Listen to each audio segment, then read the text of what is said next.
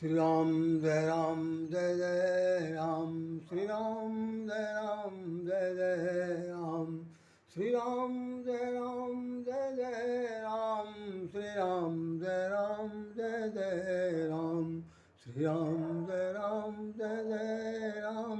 श्री राम जय जय राम, श्री राम जय जय राम, श्री राम जय जय राम, श्री राम जय जय राम, श्री राम जय जय राम, श्री राम जय जय राम, श्री राम जय जय राम, श्री राम जय जय राम, श्री राम जय जय राम, श्री राम जय जय राम, श्री राम जय जय राम।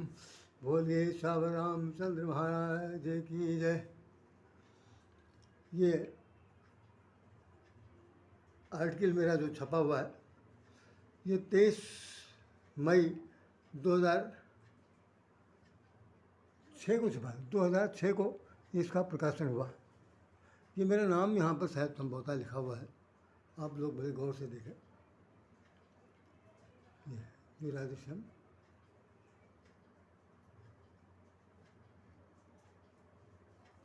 ये मेरा नाम लिखा हुआ है और ये मई 2006 में प्रकाशित हुआ स्वतंत्र भारत के उपहार आर्टिकल के अंदर। जय श्री राम। जेठ मास का ये तीसरा मंगलवार है और यूँ कह लीजिए कि इस वर्ष 2023 के जेठ मास का ये तीसरा मंगलवार है, जो हमारे उत्तर प्रदेश के लखनऊ शहर में बहुत ही बड़े धूमधाम से मनाया जाता है। और सभी जितने भी हनुमान भक्त हैं, कम से कम उनकी जो उत्साह देखने को मिलती है कि उनके द्वारा जो भगवान के प्रति समर्पण भाव है, अब तो खैर बहुत ज़्यादा जागृति आ गई है। पहले तो हर तरह से होता ही था, लेकिन अब कुछ और अलग ढंग से हनुमान जी के नाम पर जो भी पूजा पाठ उपासना और दान भंडारा अंडारा जात जो कुछ भी किया जा रहा, खूब बहुत अच्छे मन से सब लोग कर रहे हैं। इन सब चीज़ों के बीच में एक बहुत बड़ी बात है कि सबके मन में एक ही भावना है कि हनुमान जी अब हम सब लोगों के प्रति जो अभी तक कहीं भी कोई भी किसी प्रकार की कोई भी शिथिलता रही होगी, तो वो पूर्ण रूप से हमारे साथ हैं और हम उनके चरणों की में शीश नवाकर सब कुछ प्राप्त कर सकते हैं। जैसे हनुमान चालीसा में आपने पढ़ा होगा कि सब सुख लहाएं तुम्हारी शरणा, सब सुख लहाएं तुम्हारी शरणा, तुम रक्षक काहू को डरना। अब जब सब कुछ लाहे माने प्राप्त होना, सब उपलब्धि होना, सब कुछ तुम्हारे शरण में जाने में प्राप्त हो सकता है और तुम ही हमारे रक्षा करने वाले संरक्षक हो, ऐसी स्थिति में अब किसको किसी प्रकार का डर हो सकता है? नहीं हो सकता। लेकिन आज का जो विषय हमने चयन किया है, उस विषय पर बहुत गंभीरता से आप लोगों को सोचना है और सोचने के बाद ये विचार करना है कि वास्तव में ये चिंतन प्रवृत्ति वास्तव में बहुत कम सुनने को समझने को मिलती है। रामचरितमानस का वो उदाहरण मैं आपके सामने प्रस्तुत करने जा रहा हूँ। जबकि हमारे स्वामी परम पूज्य गुरुदेव श्री स्वामी रामकिंकर जी उपाध्याय ने अपने प्रवचन में बहुत से बारे में बहुत बताया था, बहुत सी बातें बताई थी। और उन्होंने एक बात ये भी कह दिया था कि जैसे उन्होंने एक बार कहा था कि पूरे संसार में 99% लोग जो हैं वो विक्षिप्त अवस्था में हैं। कोई अर्ध विक्षिप्त है, कोई विक्षिप्त है, कोई किसी रूप में है, कोई किसी रूप में है, किसी को कोई समस्या को लेकर है, लेकिन सिर्फ एक ही व्यक्ति संसार में है जिसका नाम है ब्रह्म। वो संसार में अखंड ब्रह्म है, ज्ञानेश्वर है, उसके साथ विचित्रता जैसी कोई चीज़ लेस मात्र भी नहीं है। तो उन्होंने एक बात ये भी कही थी कि जितने भी रामचरितमानस के पात्र हैं, उन सभी पात्र जो हैं शापग्रस्त हैं। भगवान राम के पक्ष के जितने भी लोग हैं सब शापित हैं और रावण के पक्ष के जितने भी लोग हैं वो सब वरदान से युक्त हैं। तो जो वरदानी हैं उन्हीं को शापग्रस्त लोग मारेंगे। ये भी आपने उदाहरण सुन लिया रामलीला का सबसे उदाहरण। आज मैं वो जो बात बताना चाहता हूँ कि भगवान राम के पास जिस वक्त हनुमान जी आए, वो चौपाई मैं भी कहने जा रहा हूँ, तो बहुत गौर से सुनिएगा कि वास्तव में कि उन्होंने कहा कि सब लोग डिप्रेशन के मरीज़ हैं। कोई व्यक्ति ऐसा नहीं है रामायण में रामचंद्र के पक्ष में कि जो अवसाद से युक्त न हो। और कुछ तो रावण की तरफ भी थे, लेकिन रावण की तरफ सब वरदानी थे। वरदानी के बाद भी अगर अवसादग्रस्त हो गए तो उनके लिए कोई बहुत बड़ी बात नहीं है। लेकिन यहाँ पर स्थिति जो बताई गई, क्या क्या राम के बारे में भी भेजी, राम के बारे में क्या, उन्होंने जिस वक्त वो जानकी जी के खोने में रोना शुरू किया तो कोई प्राकृत पुरुष की तरह से रो रहे हैं, जैसे प्रकृति में पुरुष होता है उस तरह से रो रहे हैं, अपने नारी विरह की हालत में स्थिति बताई गई। तो मैं जो बताना चाहता हूँ वो वास्तव में यह है कि जानकी जी अशोक वाटिका में विराजमान है और उनके सामने एक बहुत बड़ी समस्या है कि अब हमारी ज़िंदगी कैसे कटेगी, क्योंकि ये व्यक्ति जो अभी रावण आया था और रावण ने कहा था कि मास दिवस मोर कहाँ न माना तो मैं मारूं काढ़ के पाना। अगर तुमने 1 महीने के अंदर हमारा कहना नहीं माना तो हम इसी तलवार से तुम्हारा सर काट देंगे, सर और धड़ अलग कर देंगे। और उसके बाद उसने समस्त जितनी भी राक्षसियाँ थीं उन सबको उसने कह दिया, भवन गयो 10 कंद्र यहाँ 85 मिंद्र, और रूप भिन्न भिन्न रूप धारण करके उन्होंने उनको डराना शुरू कर दिया। अब जानकी जी के साथ कितनी बड़ी विचित्र स्थिति है कि वो ना तो उनके प्रियतम मिल रहे हैं, ना तो उन्हें कोई वहाँ पर सहारा देने वाला है, ना उनकी किसी मनोभावनाओं को कोई समझ सकता है। ऐसी स्थिति में आदमी के जीवन में क्या होगा। आपने देखा होगा जो मनोविज्ञान के जो रोगी होते हैं उनको सबसे बड़ा भरोसा ख़त्म होता था उनके जीवन का। उनके जीवन में किसी प्रकार की कोई भी भरोसा दिलाने वाला व्यक्ति विशेष बचता नहीं, सब पर उनका विश्वास उठ चुका होता है और सबको वो संदिग्ध हालत में देखते हैं। यहाँ तक कि अगर डिप्रेशन की स्थिति ज़्यादा ख़राब हो जाती है तो वो मरने तक की तय कर लेते हैं। और बहुत सारे उदाहरण आपने बारे में तो पढ़े होंगे, अक्सर बड़े बड़े पदों पर जो काम कर रहे हैं वो लोगों ने तो नींद की दवा खा लिया, फलाना खा लिया, धमाका खा लिया, इस तरह करके उन्होंने प्राण त्याग दिया। कोई फांसी पर लटक गया, कोई कहीं कट गया, कोई मर गया, कुछ हो गया, कोई कूद गया, फांद गया। मतलब कि उन्हें ऐसा लगता है कि सारा संसार जो है अब हमारे लिए नहीं है, हम संसार में किसी के लायक नहीं है, हमें अब तो जीना नहीं मर जाना चाहिए। बिल्कुल यही स्थिति जानकी जी के साथ हुई। जानकी जी अपने जो त्रिजटा से वो कह रही हैं, त्रिजटा से वो ये कहती हैं कि मुझे अग्नि कहला करके दे दो, और अग्नि में चिता बना करके मुझे दे। आन काठ रच चिता बनाई, मात अनल पुनि देह लगाई। हे माता, तुम कहीं से काठ की उसकी लकड़ी की व्यवस्था करो, चिता बनाओ और मुझे उसमें आग लगा दो, हम भस्मसात हो जाना। मतलब आत्मदाह करने के लिए स्तुति आ गई है, जाना चाहते हैं।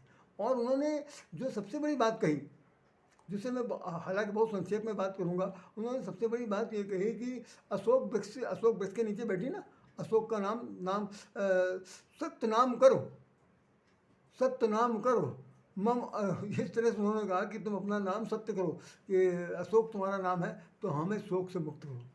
तो इस तरह से ये बात जब कही जा रही है तो मैं उस चौपाई को मैं आपके सामने पढ़ना चाहता हूँ, जरा सा गौर से एक ध्यान दीजिए। बहुत बड़ी बात उसमें उन्होंने लिख दिया।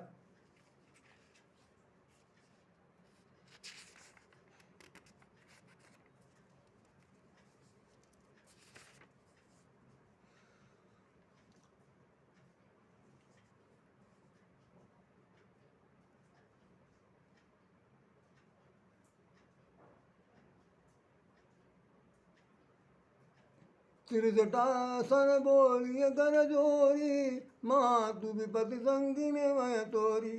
तजऊ देह अरु बेग उपाई, दुसा बिरह अब नहीं सही जाई। आन काठ रचु चिता बनाई, मातु अनल पुनि देहि लगाई। सुनत बचन पद गहि समुझायस, प्रभु प्रताप बल सुजस सुनायस। निसना नल मिली सुनन सुकुमारी, अस कहीं सो निज भवन सिधारी। अब जरा देखिए कि वो ऐसा कह के चली गई कि रात का समय, अब कोई कहीं आग वाग मिलने वाली नहीं है। और राम के यश का उसने वर्णन कर दिया कि आप बिल्कुल चिंता नहीं करिए, भगवान पर भरोसा करिए, सब कुछ हुआ। लेकिन भरोसा तो टूट चुका है, अब भगवान पे भरोसा नहीं रहेगा, अपने पति परमेश्वर पे भरोसा नहीं रह गया, संसार में भरोसा नहीं रह गया। अब तो यहाँ तक कि उन्होंने लिख दिया है कि सुनहि विनय मम बिटपय शोका, असत नाम करु हरु मम शोका। सुनहि विनय मम बिटपय शोका, सत नाम करु हरु मम शोका। नूतन किसलय अनल समाना, देहि अगिर जनि करहि निदाना। देखि परम विरहा कुल सीता, सोचन गपहि कल्प समवीता। यहाँ तक कि उन्होंने जब ये अशोक वृक्ष से कह दिया कि आप अपना नाम सत्य कीजिए और मेरे जीवन का शोक का हरण कर लीजिए। अब आप सोच सकते हैं, यहीं पर मुझे हम आपको विचारने वाली बात है कि एक जगह पर एक जगह पर उन्होंने लिखा है कि देखिए त प्रकट अगन गगन अंगारा अवन आवत एक उतारा। आकाश की ओर देखते हैं और आकाश के टिमटिमाते हुए तारों को भी चाहते हैं कि तारा ही यहीं नीचे जिधर धरती पर टूट के गिर पड़े, उसमें से जो आग धक्के उसी में हम प्राण दे रहे हैं। और फिर वो जड़ जड़ प्राणी के रूप में अशोक वृक्ष से निवेदन कर रही हैं और इससे पहले त्रिजटा से वो कह चुकी हैं। सब प्रकार से उनका शोक जो है वो शोक युक्त है और जीवन बिल्कुल ऐसा दुस्साहपूर्ण हो गया कि अब जीने की एक पल भी इच्छा नहीं और चाहती हैं कि मर जाना चाहिए। अब ऐसे समय में कौन किसका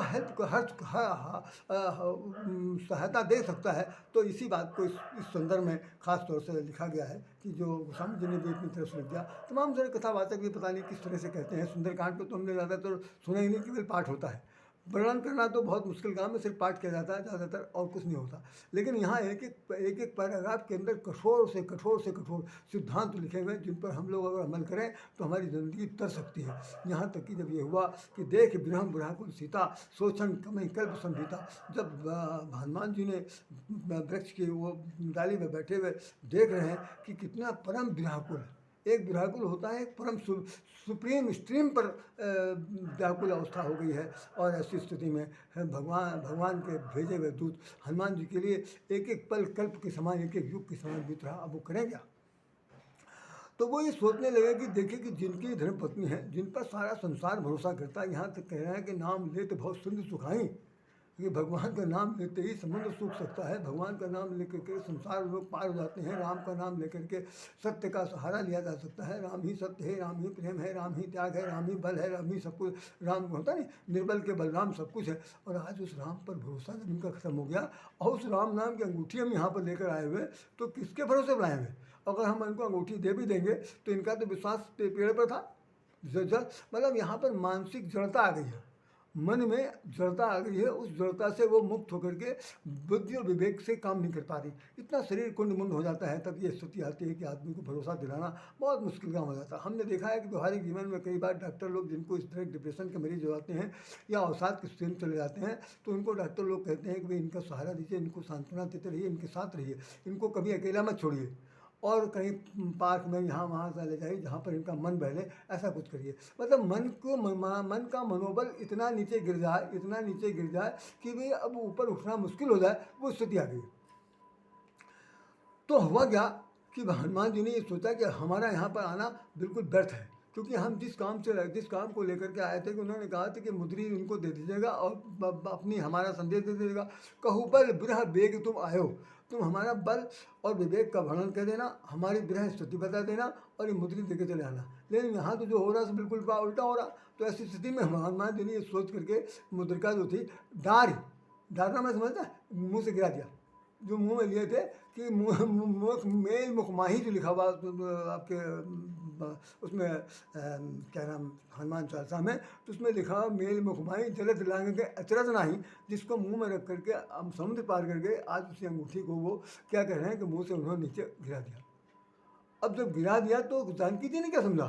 जानकी जी ने समझा कि तब देखी मुद्रिका मनोहर कप कर हृदय विचार दीन मुद्रिका डारी तप, कपिमन हृदय विचार दीन मुद्रिका डारी तप, जन अशोक आगार दीन हर्ष उठकर हो। तब भी देखिए उनका भरोसा क्या है, आकाश से नहीं है, तारों से बिल्कुल नहीं है। वो कह रहे हैं कि पेड़ के पत्तों के बीच से शायद कोई अंगारा, अशोक ने अंगार यहाँ पर उगल दिया है, अब उसी को उठाने के लिए जा रहे हैं। मतलब इतना ज़्यादा मानसिकता का दुर्बल मानसिक हो जाए कि आदमी का सोचना समझना कठिन हो जाए, उस स्थिति में क्या कौन सही हो सकता है? तो उस वक्त क्या हो सकता है कि तब देखी मुद्रिका मनोहर राम नाम अंकित सुंदर, चकित चुदो मुद्री पहचानी, हर्ष विषाद हृदय कुलानी, जीत कुछ सकें अजय रघुराई। देखिए विषाद की स्थिति में है, अवसाद की स्थिति में है कि भगवान को तो कोई जीत नहीं सकता, भगवान को तो कोई जीता नहीं जा सकता, ये कौन मुद्री लिया है। और ऐसा सोच करके वो मन में बार बार विचार करें, सीता मन विचार कर नाना, सीता मन विचार कर। एक तरफ तो भगवान के अस्तित्व को बिल्कुल भुला बैठी हैं और दूसरी तरफ ये विचार कर रहे हैं कि हनुमान भगवान को तो कोई जीत नहीं सकता, ये मुरली यहाँ आ कैसे गई। तो मुरली उनके हाथ में थी। तो खैर मधुर वचन बोलो हनुमाना। बस उसी समय जब आपके जीवन में अवसाद आ जाए, आपके जीवन में भरोसा खत्म हो जाए, संसार से मन बिल्कुल रूठ जाए, यहाँ तक कि मन ये कह दे कि भाई अब हमें जीने की इच्छा बिल्कुल नहीं रह गई है और अधोगति की तरफ जाने लगे, सब पर भरोसा उठ जाए, विश्वास उठ जाए, अपनेपन का विश्वास उठ जाए, अपने अस्तित्व का विश्वास उठ जाए, उस स्थिति में कौन सहारा दे सकता है। एक संत हृदय सहारा दे सकता है, एक ईश्वर के भेजा हुआ संत सहारा दे सकता है। और इसीलिए गोस्वामी जी ने लिखा है कि संतन के प्रभु सदा साई हनुमान जी के बारे में। तो संत हृदय हनुमान जी ने क्या किया, राम नाम गुण वरण लागा, सुनतहि सीता कर दुख भागा। आय रामचंद्र गुण वरण लागा, सुनतहि सीता कर दुख भागा। लागिय सुने श्रवण मन लाई, आदेहु से सब कथा सुनाई। सुनामत यही कथा सुनाई, कही सोई प्रकट हो तकिन भाई। उन्होंने कहा कि जिसने ये हम भगवान के बारे में इतनी आदि से अंत तो कहा ही, आदि से लेकर जहाँ तक उनका साथ था वहाँ तक की पूरी कथा जब सुना दिया तो उन्होंने कहा ये कथा तो वही जान सकता है जो हमारे बहुत ही प्रियतम के अंतरंग हो, बहुत ही ज़्यादा इंटीमेसी जिसके साथ हो वही सुना सकता, अन्यथा तो कुछ सुना सकता। तो भाई वो किसने ऐसी ये सुना रहा हो मेरे सामने प्रकट हो। तो हनुमान जी वहाँ पर चले गए और सबसे बड़ी बात ये लिखी हमारे आपके लिए अनुकरणातीत है। सुन लीजिए, समझ लीजिए, फिर से एक बार याद मेरी बात सुन लीजिए। उसमें लिखा है कि रामचंद्र गुण वर्ण ही लागा, सुनते ही सीता कर दुख भागा। तो सीता जी का दुख कब भागा, जब एक संत महात्मा के रूप में हनुमान जी ने उनके सानिध्य में, उनके जीवन में प्रकट हुए। जब हमारे आपके जीवन में कोई मार्गदर्शक के रूप में मेरे सिर पर हाथ रखने वाला, मुझे कोई सांत्वना देने वाला, भरोसा दिलाने वाला कोई आ जाएगा, तभी हमारे जीवन का कष्ट संकट दूर हो सकता है। अंतर संसार की सांसारिकता में हम जीकर कभी भी सफलीभूत नहीं हो सकते, ये बहुत बड़ा कड़वा सच है। और इसमें लिखा है कि सीता मन भरोस तब भयू, सीता जी को भी भरोसा दिलाया जब वो सीता मन भरोस भयू, तब ये उनको कह रहे हैं। आगे चल करके आप सुनेंगे पढ़ेंगे, उसमें लिखा हुआ है कि सीता मन भरोस तब भयू, पुण्य लग रूप पवन सुत लहू। पहले उन्होंने कनक भुद्राकार शरीरा, समर भयंकर अति बल वीरा, उनको बिल्कुल कनक सोने के समान बिल्कुल भूतर पहाड़ की तरह से ऊँचे हो गए। और बाद में जब उनको भरोसा हो गया तब जा करके उनको तसल्ली मिली। मतलब ऐसे लोगों को जिनके जीवन में भरोसा खत्म हो जाए, उनको भरोसा दिलाने के लिए किसकी आवश्यकता है भाई, हमें हनुमान जी की आवश्यकता है। अब आज जब सुनिए ये बात की प्रासंगिकता का कहाँ पर सफल हुआ, जब हनुमान जी लौट के गए, जब गए तो वहाँ पर भगवान राम से कहने लगे भाई सीता के अति विपद विशाला, विनय कहे भल दीन दयाला। सीता के अति विपद विशाला, विनय कहे भल दीन दयाला। तो उन्होंने एक बात कही, भगवान ने कहा कि सुन सीता दुख प्रभु सुख ऐना, भर आए जल राजी